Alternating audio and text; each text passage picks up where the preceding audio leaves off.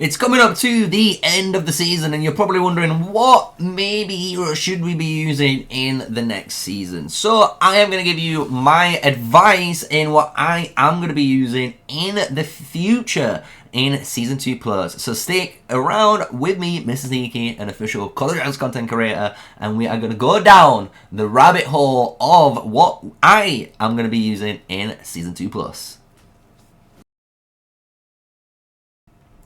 Yes, smash a like, comment, and subscribe for more videos of me, MrSneakyy. And we are going to go over these different heroes, because as you can imagine, there is a lot of heroes here, and you know there's two brand new heroes coming, which is Skogul and Goresh, the two new infantry heroes. So what does this mean for you, the player? So if you are planning on obviously trying to get these heroes, what I am going to straight away advise, no matter what, is two heroes you're going to need to be leveling up from the get-go. Level 30, push them straight away to level 50 as your first pairing. It is going to be your Madeline with Garwood, the Groot, the Tree of Wonder. This pairing is so good in Call of Dragons, and the reason why you want to basically use both of these two heroes is quite simple. This was the best infantry pairing that you honestly could have brought in Season 2 for PvP for the first time. It actually was way better than the old Madeline Nika meta that everyone were running back in the day, trying to just dish out a ton of counter-attack damage. Instead, people are now actually imploring and doing their job, sustaining and taking damage, because they actually get way more out of it, and you win the open field, which is more important. So you can now do Madeline Garwood. And why are you going to do Madeline Garwood? Because no matter what, I do believe Skogul will work with one of these two heroes, meaning you can automatically put Garwood Skogul or Madeline Skogul and start leveling up that hero and get the maximum out of her. So that's what I'm going to be advising straight away that you should be doing in Season 2 Plus as your first pairing. Get that on the writing list. It's the quickest one that you should be using.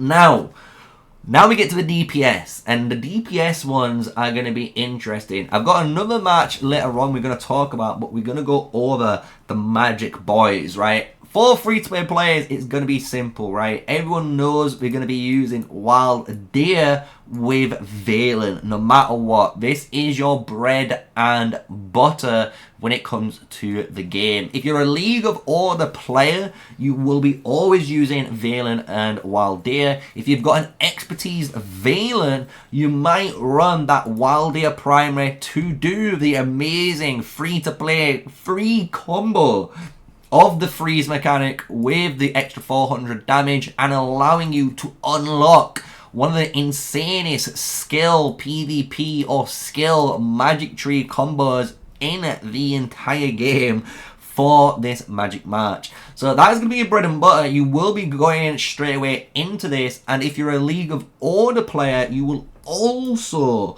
be obviously using the Fear and Atheist combo at the moment. There's no new mage heroes, as we know, and we will most likely get two brand new mage heroes next in the rotation. So don't worry guys, you're not left out. We just need the infantry players to feel good before you come along and basically slap them around like they're just not even in March anymore, right? So we need to just sustain, just believe and use your Fear and your Atheist with those Celestials and take advantage of your double mage march as you are. If you're wondering if you're rocking those type of marches, what artifacts you want to run, you can run anything like the Tear of Arbon, obviously the Phoenix Eye, and as well, if you do have it, obviously the Visage of Sanctus, one of the main nastiest things that you can be rocking right now for these flying mage marches. So you can use any of those and you're going to be having a good time with your mage pairings. But if you're a bit of a spender, as you can imagine, you can upgrade Lilia. And this will allow you, if you're more of a Spring Wardens player like myself, or a Wilderberg player, to change up and actually still run two mage marches, which still will be the Ice Boys, the Valen and the Wild Deer here. But we are going to be using Lilia and the one and only Alwyn together, because these are honestly a match made in heaven when you do get these rocking. The amount of stats this guy gives the match is just beautiful, and it allows you to actually chase down targets really, really well. So I actually really do love this combo. If you've got more money, maybe you want to try the Husk with her instead, but I don't recommend it. I think you can use Husk somewhere else, so just basically not use Husk in the startup. So that's like the two mage combos that you're going to be using as a spender. And you notice I did not use, obviously, Fear in those combos, because that's going to be used elsewhere for those players. So now we're going to go into the archers. We're going to go and transition into more heavier sustained DPS.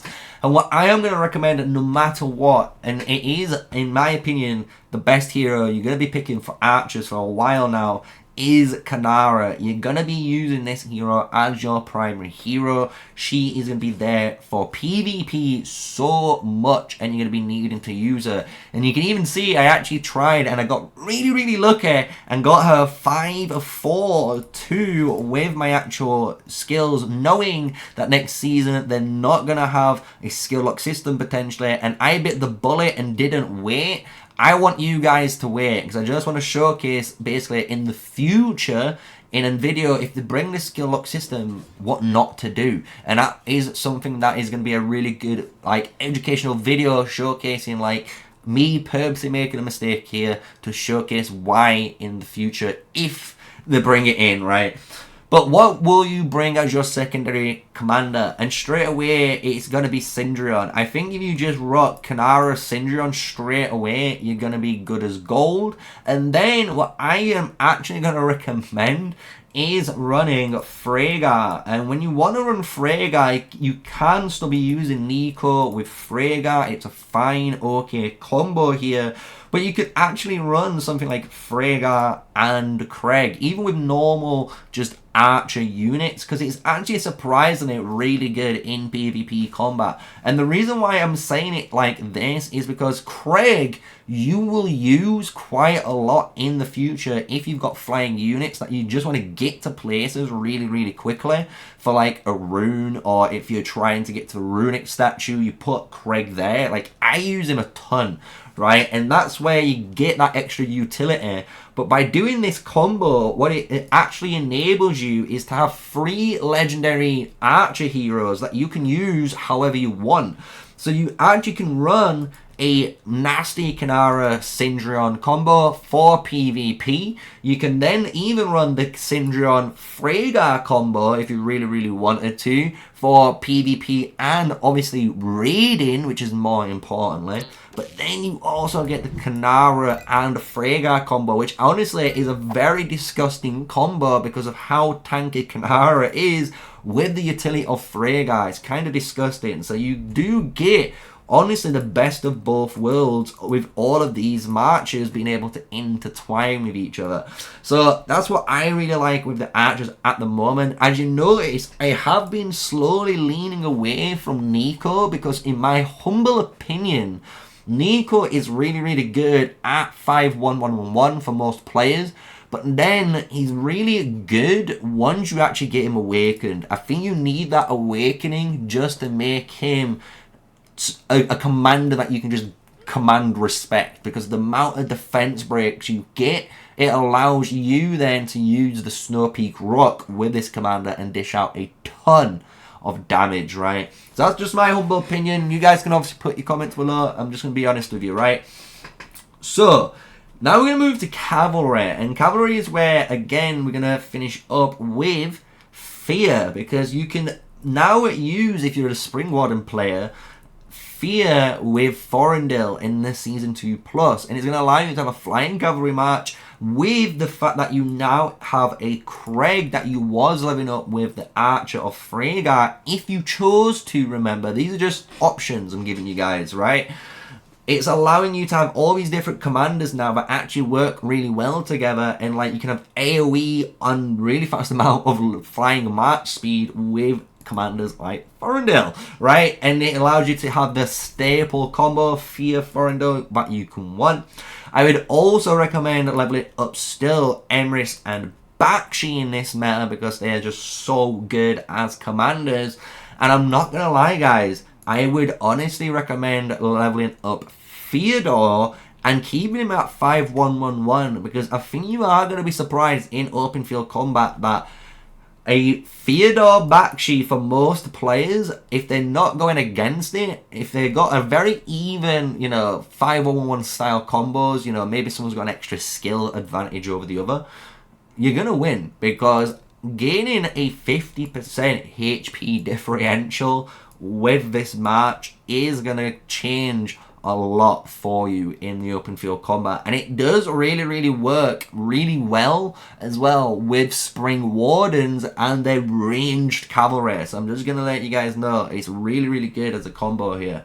So that's all of those main matches that you should be honestly aiming for to be leveling up in this, but we haven't done yet. We've got some honorable mentions I am going to talk about in the game, and the first one is going to be Ordo. And why I'm talking about Ordo is because you got to remember now, Ordo is going to be level 30 straight away, meaning you obviously get all your skills maxed out. You have that beautiful massive amount of 20% increase in your engineering, plus now a new portion of vigor that can never be, reduced. So you have always insane amount of building engineering from the get-go. So you can even, if you really wanted to, with maybe spare XP bucks, I wouldn't use Ordo on Darklings, I'll just put my bucks into him. It would allow you to then obviously have your PvP matches leveling up through Darklings, which they should be doing. Your XP bucks will be pumped into Ordo just to give you maybe a little bit of a builder to allow your alliance to keep expanding quicker than the others. Another one I am actually falling in love with, as you can see in the hero levels, is Indis.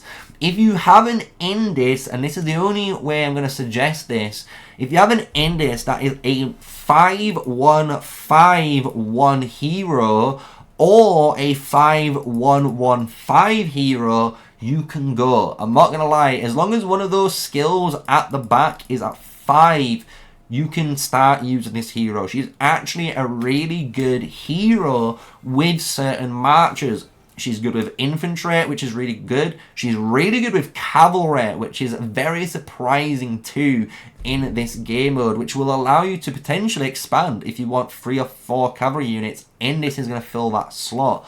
But I would only recommend it again and only dump XP bucks into her just so you've got that legion capacity. She is going to be a gathering hero for you, but you could be using Indis with someone like Bakshi, which I've been doing, and it's a phenomenally powerful combo. It surprisingly catches people off guard, and the stronger you get her with this 5-5 at the back, you'd be surprised on how tanky your match becomes, and the 20% damage taken bonus buff on the enemy is no joke, guys. It's so good. It allows you to melt through, and it helps your T5 players melt through too. So I'm just telling you, don't sleep on the Indis girl here, right? So that is going to be basically all of them that I'm going to talk about. If you think I've missed any, that's fine. You could mention Eliana to level 40 just so you have the awakening on her. Then you've got the Eligard dueling combo for the merit farm. You could just go, right? But that is the one I'm going to say, guys. If you're looking for heroes for Season 2 Plus, and what I am personally going to be doing and what I am going to be trying to level up as my main marchers, there you go, and when we launch the live stream on the season reset, when it happens, you're going to be able to see it all happen, and we're going to go for it all together. So if you want to watch that, smash the like, comment, and subscribe down below, and guess what? We're almost at 4,300 subs, which is absolutely crazy to see. So thank you guys for all the support, thank you for the continual growth, and I'm glad you guys enjoy the content for Call of Dragons here that we're playing every single day. We're trying to give you more guides and teach you guys how to become the better player and the best player of your potential out there for your alliance. So until the next video, stay safe, stay sneaky, guys, and peace out.